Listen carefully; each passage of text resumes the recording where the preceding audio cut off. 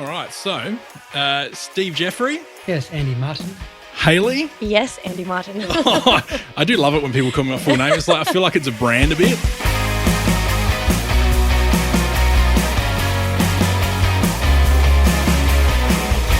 I'm Stephen Jeffrey and I play in Atlas Genius. I'm Hayli and I am the artist of Hayli.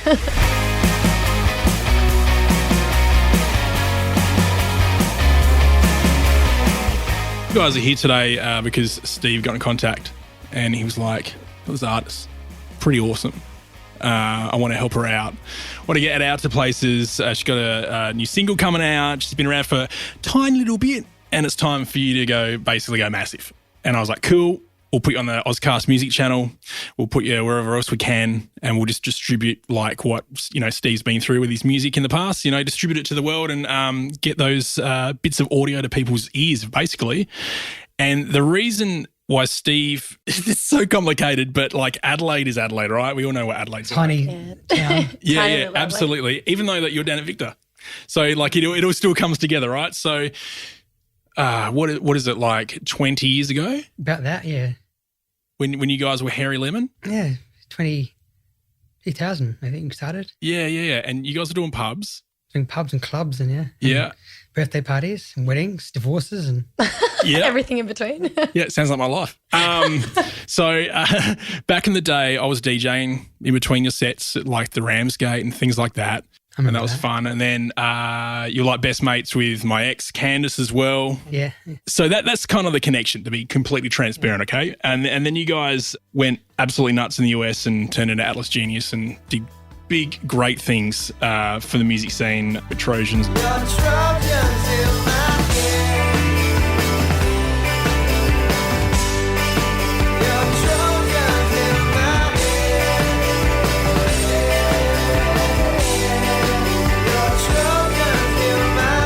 Now we come to Hayli. So how did that all come about? Like where does this relationship sort of kick off? I moved back because of COVID, because it's shut down. And I've got this friend who has got a cafe in Mauponga, and next door was a studio, and Hayli was working there, and I heard her song and I reached out and said, this is good. So that's worked together. Oh, that's awesome. So you're just sitting there and you're like, this has got something going on. Yeah. I got to get in touch and Which find was out who very this exciting is. for me, yeah. Yeah, because had you had that happen before? No, Like anyone reached out? I suppose my version of events was that I was working as a session musician, as a violinist for a couple of other artists, and then I started working with the producer in that studio next to the cafe, and then Steve got wind of my music and then, literally just reached out and said, hey, you sound good, can I help you? Can I work with you? Awesome. And so I feel like I've hit the jackpot, yeah. Once that contact happened, how has it sort of progressed from there? What comes next? I continued working and hustling kind of separately from Steve so he could watch and see my work ethic and watch me do things on my own, self-promote, all that kind of thing. I started songwriting quite a bit, continued working with the producer for a while and released 2 singles, Mustang Crescent and Mistaken, in the beginning of 2022, I think. And then as that year kind of progressed, Steve really saw me into that space, and I was looking for some mentorship around live music and touring and showcasing the music in a live context. And you just really stepped up and helped me out with my 3rd single and built the band, and it's just been an amazing experience from there. Like an artist consultant, is that what your name on your email signature is now? Yeah. What's the business name? What are you going to call it? Steve's Artist? Yeah. Or something like that? Something real creative. We can think of that later. Yeah, that's cool. So that's all happened. Mm-hmm. Where does the Triple J stuff come into play? I know Triple J sort of kicked you guys off And Atlas then Genius. they did, and then they got rid of us. Yeah, because you guys got too famous, basically, is what pretty happened there. And you were doing some like unearthed sort of gear, like you submitted your music. Yeah. So a couple of tracks are up. Well, all the tracks actually are all up there, but we've gone more like, I suppose, moved more into the live scene, because I just wasn't present in the live scene, and I feel like that's crucial when you're in this game. So you get known. So it was more like a get your name out there, word of mouth, get the gigs, and just build it slowly. But we're definitely stepping more into that space. I've had a few radio interviews with like more Local radios, like 3D community was very radios, supportive. Yeah, a lot of community radio stuff and they've played all the tracks and loved the tracks and that kind of thing. So Yeah. Since Steve sort of came on board as your consultant, has your music style changed at all? Like when you've sort of started to think about where you want to go with it? Because I know like with the Unearthed gear, they had you written down as like you sound like London Grammar and Sia.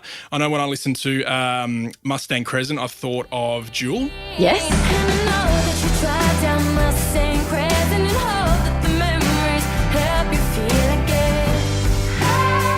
That's great. That's actually really funny that you say that because you're not the first person to say that. Oh, really? No, it took not me at back all. like to like some weird times in my teens. Watching the ABC, like going, that's hot.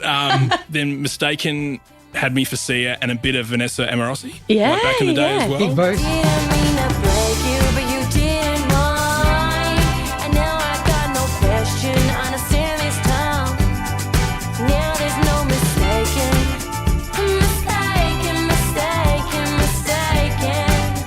I don't normally think of artists like that with music, so it was interesting to sort of I where kind you of sort love came that, from. and I think it's really funny because, like I said, you're not the first person to say something like that. But there's all these big vocalists that I listened to as a teenager or even younger as well, and now it's not purposefully being channeled in my music. Like that wasn't a sound that was on purpose, but it's definitely a sound that's come out. And going back to your other question, like I think when I'm writing, I write me and the piano. We just sit there, write it, and then I present it to the band. And I have a vision, but sometimes the guys see it or hear it way differently to how I interpret it. And then we just work together and jam on it and then slowly find the right sound for that song. So I don't think I'm in a specific box per se, but each song has its own sound. And then I don't want to pigeonhole myself. I want the song to speak how it's supposed to speak and just be that sound. Style of music that you're coming out with now, that is you. Yes. So as you were growing up, is that the style of music you were kind of listening to? Yeah, a little bit of everything and then slowly, slightly influenced by the band that plays as well and what they listened to when they were growing up, you know. So we all own it a little bit. Yeah. And where the band members come from, are they like, is it pretty randomly picked or is it like It's kind of just different parts of my life. It's really hilarious. One's friends of yours, two friends of yours. So on the side of this, I'm actually a music teacher and that's kind of how I realised that I wanted to do this as well because I was mentoring kids in this space. But the guitarist, Sam Perry, he was also a teacher.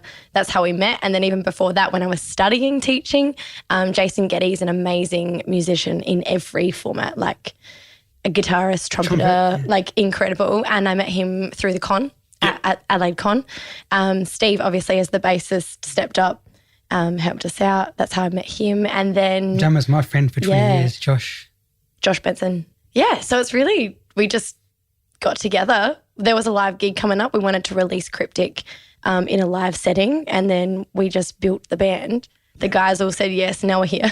Was it a process that was quite easy or were there challenges along the way, like, you know, you guys gelling together and creating those sort of like creative relationships as well as personal relationships? I could answer that, but I feel like I'm going to throw it at you because you're the guy that stepped into that space. It's always nervous the first time you meet new band guys. You don't know how it's going to go because their own styles and is it going to match with yours or? I'm going to say from the observer and the person that had them all, you know, like in common, you were so natural. All of you were so natural. You were just jamming, chatting. I wasn't even there. I was kind of thinking, I don't really need to be here. You guys do your thing. I'll just having be fun here, and I would just go over here and write a song. I'll go to the servo and get some drinks and chips and stuff. Do a coffee run. So what sort of discussions did you guys have? Did you have any like, hey, look, this is Hayli. This is the type of person that she is, so we have to act like this or play like this. Is there anything like that goes on in conversation? There's just jokingly. The banter is real. On the group chat. Yeah.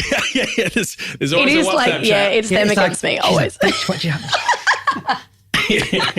She's a music teacher. She knows what's up. Pull them into line, mate. Have you ever thought about using the kids as creative collateral at all? Or?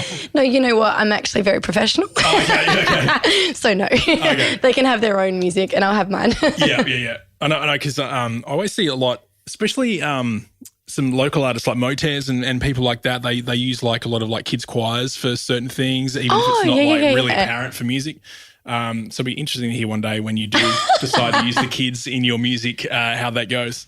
So you've got the single being released coming up at Pirate Life. Yes, correct. On the 16th of April. What made you choose Pirate Life as the venue, or is it just something that sort of came to mind? It's just something different. Instead of doing a club, you can make your own venue and it's got all the space. Yeah. And It's a huge space. And a lot of party juice And it's being made in the background. Yeah, and I figured it's good party juice. Yeah, that's right. I figured it's going to be in the gather round, so there's going to be a big crowd too, I think. Yeah. So, No, you picked a good time. That's for sure. Was there any planning behind that? Or is it just sort of... throwing it at him. it's just something different. Yeah. We just knew that we wanted to release and we wanted a different venue, like more funky, different. We went there for a bevy, just to suss the joint. But even the sound was good. Like, you know, the way they had a good vibe, the format, the people, it was just appropriate. Yeah. And it's like it's an appropriate brand as well for. It's local too. So. Yeah, 100%. But it's not too like. What's the best term? Like it's not a shit brand that's coming up. Like it's a decent they got a good quality. brand. It's a quality brand that you can associate yourself with as well, and hopefully that you can jump on the back of it basically at the same time. Yeah, that's cool. And they've been supportive from the get-go, so there's been no issues. Yeah, they've been amazing. Is it a known venue now for performances? I think they have bands most weekends, but only like smaller, like cover bands and stuff. Yeah. Probably not how we are going. Like we're trying to present it like a show. Like a concert. Oh, cool. And we've got quite a few amazing support artists on stage before us as well. But it's definitely also got that, I don't know, Sunday drinks, music in the background vibe about it too. So it just depends on how you want to do it, I guess. But they've been great. Been amazing, with us pushing for the more shows type thing. Yeah, that's cool. And do you think Keith will just like jump on stage at some point and knock you off and Have try and take over? I wouldn't even be mad. After 10 years, He's welcome. I just remember your dad being such a good roadie. He was good. He was so good. Is he still doing stuff with you, like roadie stuff? Sometimes, but we're in the States, so it's a bit hard to imagine. Oh, that's true. It's been a long drive, isn't it? Under the ocean. Yeah, that's right. An unsuccessful drive. Yeah, guys, I made it to like Perth and I can't go any further. That's cool. So obviously you've got the launch coming up. Have you got any ideas of what you kind of want to do, or are you sort of just waiting to find out how that is sort of like felt and then work from there post-launch for yourself? Yeah, there's definitely things in discussion. She's been getting plays from Spotify. Yep. And so I've been smashing it. And so we're going to thanks. We're going to do East Coast shows in July. Yep. Yeah, a July Melbourne tour. and Brisbane and Sydney, the big markets. Yeah, right. So like proper venue sort of setup scenario, or are you just booking pubs and stuff? No, we're doing like proper venues. Oh, cool. Yeah, Nice. Because it's the first time we're doing smaller shows because you don't want to go big first time and whatnot. Yeah, for sure. Yeah. He's a professional. Yeah, that's right. Yeah, you got to start off steady and then work big later. And they're all full band. Like actually, all bar one is a full band show, and then one of them's like a smaller scale, Sydney's like acoustic, intimate type thing. Yeah, that should be fun as well. Yeah, I'm keen to actually showcase the songs in both formats. Honestly. Yeah, because I haven't heard any acoustic versions of the songs. They're all produced, aren't they? Yeah. That'd be cool. And are you writing more stuff? There's heaps. Good. Yeah, there's lots coming through. We got 3 more. Almost too much. Every time I see the guys, we have a rehearsal every Sunday at the moment, and I'm always walking in there with a new song, and they're like, "Okay, slow down." Yeah, guys, I had a crazy week. There's 10 songs in the bag. They're not even mad. They're like, "Oh, you know what? Hayli, that one's better than the other one, so we'll just swap them."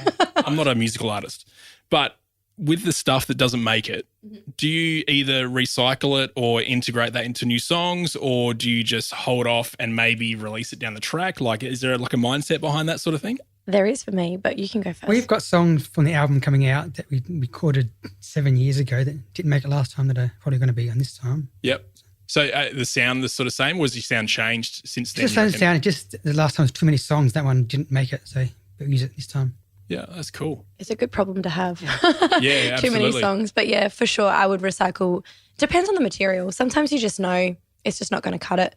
And then other times I'm like, I really liked that particular verse or that line. Yeah. And I'm like, you know what? Ditch the song. Or even sometimes I keep the lyrics but just change the chord progression or the way you sing it and deliver it and that kind of thing. So when it comes to sort of the writing process, I know Steve Davis was quite, he wanted to find out more about that. But for anyone that didn't hear the Adelaide show episode, what's the process that you do go through with writing a song? So like, I guess from my dumb person point of view, to writing music, is it you write the music, or is it the melody that comes up first, or is it just random as you could be driving the car one day and then a little bit comes into your mind and then you start humming it and then all of a sudden you start freestyling some words because you saw something, in the distance?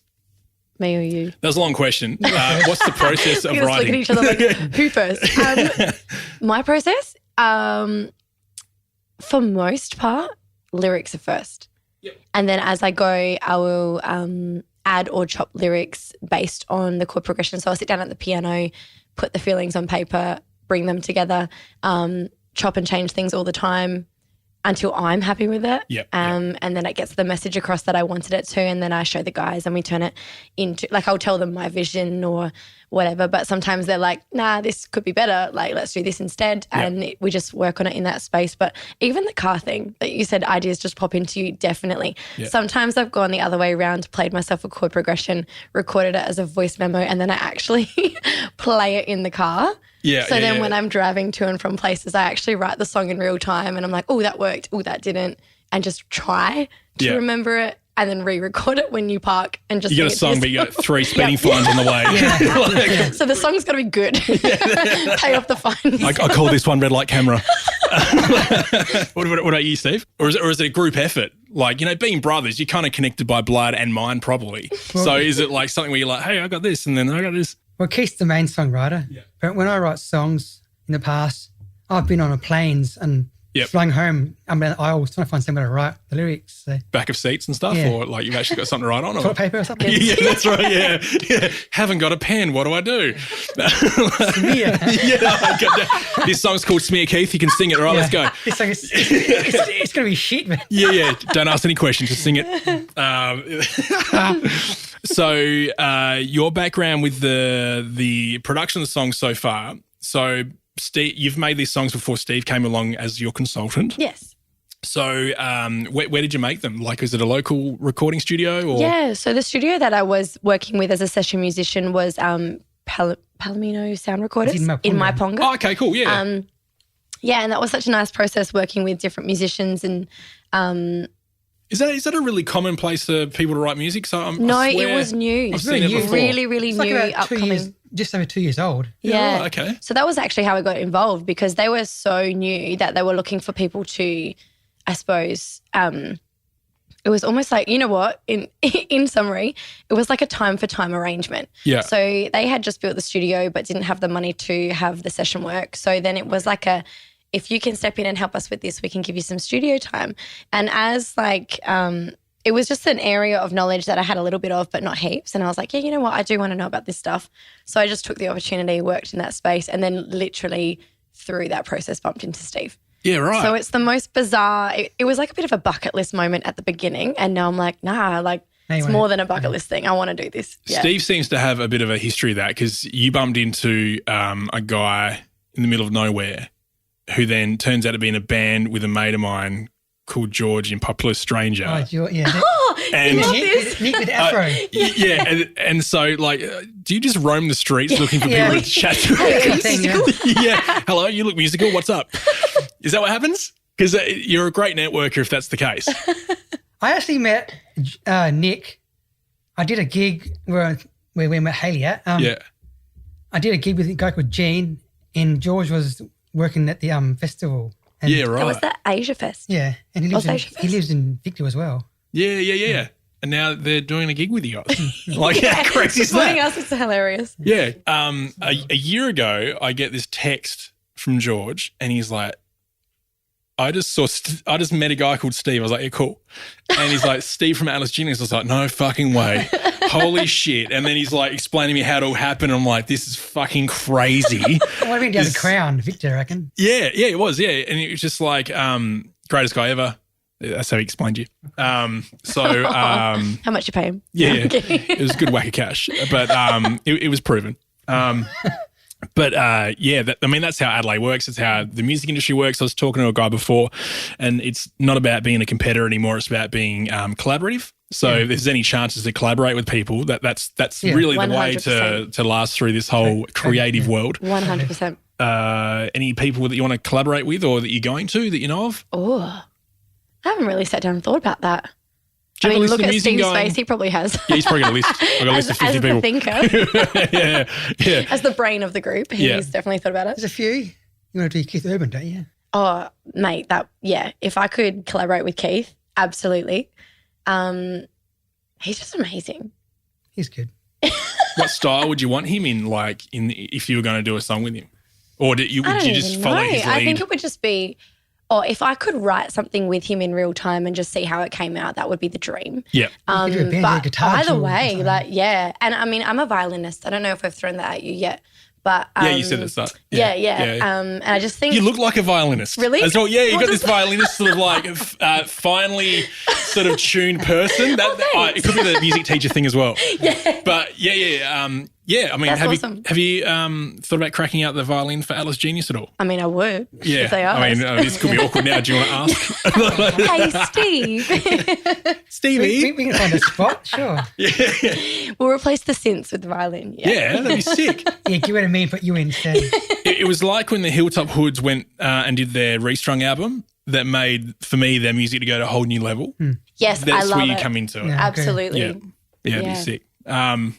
So, yeah, back on Keith Urban. Yeah. Anyone else? Man, this is a massive question that I didn't prep for. Sorry. But I like it though. Yeah. Or have you Who listened else to have I- music like when you're in the car and you're freestyling and you turn on the radio or you're listening to Spotify, probably listening to your own tunes, but if you're listening to someone else, is there anyone that Who has is that popped out? person? Yeah. Oh my gosh, it's a huge question. Trying to think of who's coming to my head. All right, let's I mean, pull back a bit. Style? Let's go. What was style would you look at doing? I could try. So like I said earlier, don't like being put in a box, and I love trying everything. And I also love bringing unplanned genres together. Yeah. So I think like more recently we wrote that kind of jazzier song, and that's like a space that I don't normally step into, but loved it. How jazzy's jazzy? Trumpet. Yeah. Yeah. Just that. Just a trumpet solo. Do you know Sade? Do you know the artist Sade? Yeah, I Kind can't of. think of the music right now though. She's but- like Smooth Operator and that Oh, kind of song. yeah. I'd put it in that bucket Yeah, cool. kind of thing. But and then we wrote something else that's also completely different from that again. So got the Coldplay just vibe, the other one. experimenting. Yeah, Coldplay. Oh mate, I would work with them in a So heartbeat. Coldplay's them. Yeah. Rob Thomas. Yep. I liked his yep. stuff. Even Matchbox 20. Loved that. What about over to the Santana sort of vibe or not really? Yeah. Yeah? Yeah. Yeah, just throw it in there. Bit of smooth. Yeah. That's what I was going to say. I played violin on that track. Not literally his track, but Not did yet. a couple of covers. Yeah. Yeah. But yeah. In the next year, Yeah. sort of where do you want to be after this? Do you want to be like just touring or do you want to just keep on writing music and just keep like releasing music? All of Like- the above. Yeah, I really want to, this touring space, would love to step into that, take that more seriously, even leave the country and try that elsewhere as well would be huge. And when you say touring, are Yeah. you touring by yourself or say With the festival band. tours or with Yeah, the band, of course. but Yeah, as yeah, your yeah. own thing? Yeah. I'm looking at my hands, I love doing how hand you did gestures. that. But like as your own thing, or is it like the Both. festival vibe and I'm not picky. Any kind I of just tour, want to do this. big If I could, supports or headlines or if I could, as supports, whatever. Like if I could just go out and do that forever, I would. Have you found, Steve, after COVID and stuff, that the whole touring and say the big players putting on the tours and stuff, have they changed the way that they do things? Like, is it easy to get on a tour? Is it easy to set up a tour? Is it quite difficult now? from what I know, it's got more costly because everyone's scared of being in close crowds and Yeah. everyone's still nervous to be out together, What was it like for you guys when COVID first hit and you're in the US? which is crazy. It's like we've gone from LA never shuts down to LA's like a ghost town. It's like Yeah. everything's shut and can't go anywhere. You got to wear masks everywhere and it's just unreal. So did you guys just have you sit down at the dining room table and you're like, guys, this is pretty fucked. We're probably going to have to go home? Yeah, or we should go because there's no work. Everything's cancelled and yeah, don't know when it's coming back. far out. What an Yeah, extremely... that bit's the scary bit. You don't know when it's coming back. That was bizarre. 2 years and it's just still. Yeah. Sometimes that can, like, I'm a glass half full sort of guy. Sometimes that can, it's very bad, don't get me wrong, but there's also the uncertainty of what goes on every day is sometimes exciting. That probably not, but like just for the fact that tomorrow or even today, if someone heard this interview somewhere, all of a sudden you're booked on a tour in Egypt, That's or huge. something weird like that. Yeah. Not that that's weird. Please book. That'd be good, eh? Yeah, like the world is a lot smaller with this sort of stuff now. So it's not just like, you go on radio in Adelaide and you'll be heard by Adelaide people and only potentially be booked by Adelaide people off that interview. Now it goes everywhere and you could literally be phoned tomorrow saying, hey, we've got a conference in Dubai and we want to do an after party and we think you'd be great for that. Here's 50 grand. Send over whoever you want. We'll fly you over in a private jet. now. Yeah. Like, That, but then exactly there's so much there's so much of that going on and so many opportunities. So I'm glad you guys are here. Also, Yeah. to catch up with Steve Thanks after for having us. 15 years. Yeah, 20 years, And also to meet you, Hayli. But what do you want to say to the people, to the masses? To the masses, listen to me. Have a listen. Yeah. How would you sell your music if you were asked to sort of be in an elevator and you had to do an elevator pitch to like 10 people? How would you describe it? I want you to do this question first. I have no idea. If I was stuck in an elevator, Well, surely you've had to do it with Atlas Genius for like record labels and stuff when they're like, who are these kids from Australia? And you're like, well, sir, this is what we Listen do. to this. Yeah. How would you describe you guys? The music style. Well, anything. Yeah. Like if you had to sell Atlas Genius again. This is a hard question. it's huge, isn't it? Fun-loving Australian boys playing fun-loving tunes that the masses will We love. play stadium anthem music. Oh, that's a good one. Stadium Yeah. anthem music. Yeah. Ooh.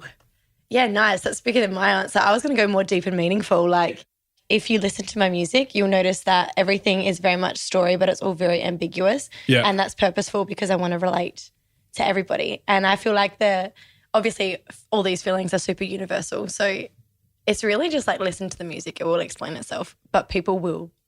Off the back of that, Yeah. what feedback have you had from your music? Like apart from family and friends? Yeah. Like what sort of feedback have you had? I love feedback from strangers Yeah. because it just solidifies that all the things that I thought my song was expressing or feeling and all that stuff, they felt that as well.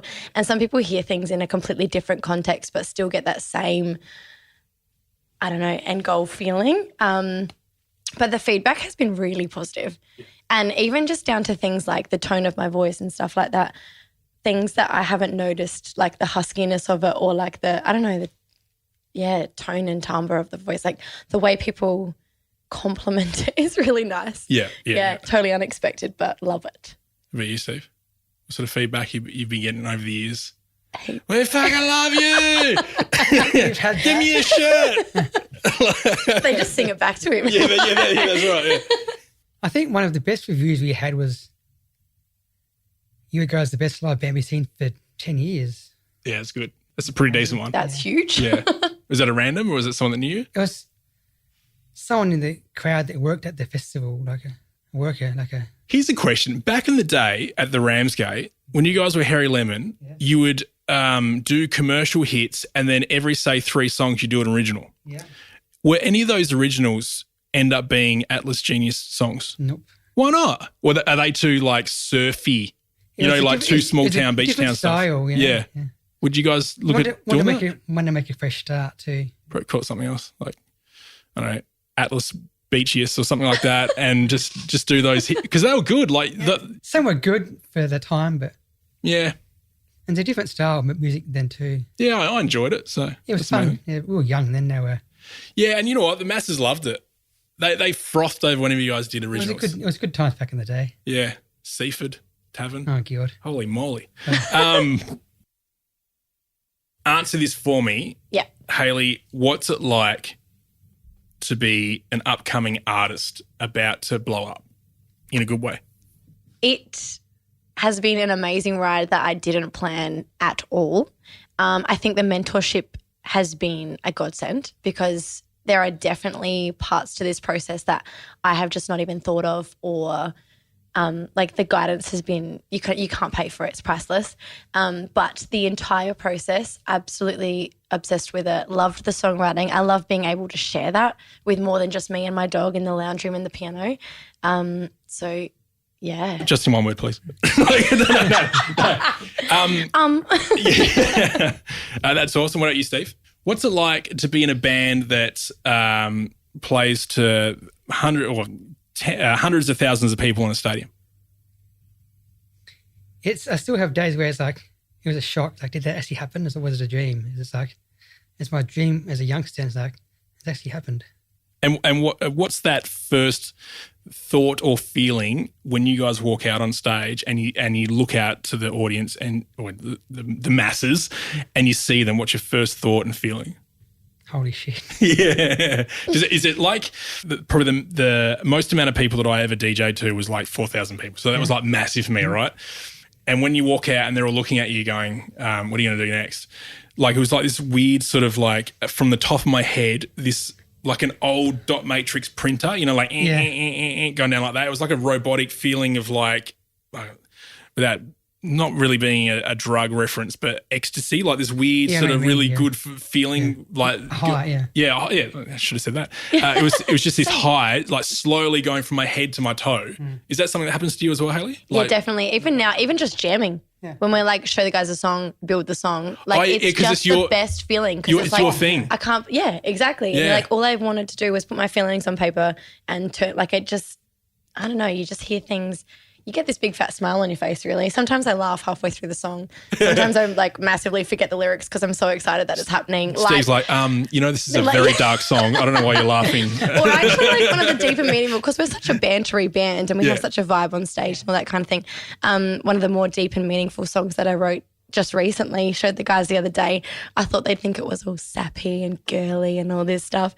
And they were like, oh, you have a heart. That was so beautiful. You can be nice. I didn't realise I was going to like it that much. So, yeah, good response. Yeah. Well, that worked. Yeah, that's cool. Let's talk about just wrap up with the gig. So what's the date for it coming up? April 16th, so Sunday fortnight. Yeah. Oh, yeah. Everyone will be sort of in that sort of like holiday mode. Yes. Ready to drink on and enjoy some music. Come and get lit. Yeah, 100%. Are you selling like albums or whatever you do at these sort of gigs, or is it just like a introduction to you? It'll be like singles. This gig is going to be the live launch of Sometimes. But I suppose like when everyone comes, they'll hopefully, what is it called? Pre-save the song so they can, obviously witness it firsthand, but then pre-save, support myself as an artist and that, and then have a couple of bevies and talk music at the end. Without being too rude here, no, go for it. When it comes to artists making music these days, is it just literally you've just got to wait for whatever happens in the streaming world, or like most iTunes money is and made stuff? from touring. Yeah, okay, yeah, that makes sense. In the last couple of years, everything's not touring, everything dries up. Yep. Live music is where you make your connections and meet your audience, and then the streams are there so that they can remember you and keep listening to you. Yep. That's how I would describe it from my current perspective anyway. Well, that's great. So, I'll be selling some dodgy T-shirts at the back of the I'll let you. I'll just like find someone's lipstick and just like write on black T-shirts. Yeah, for sure. Then I can sell it for $45 each. Excellent. Well, thank you very much, both of you, coming along. We're here to support you as much as you're supporting us by coming in here today. So whatever we can do to help out, we will. Thanks for having us, Andy.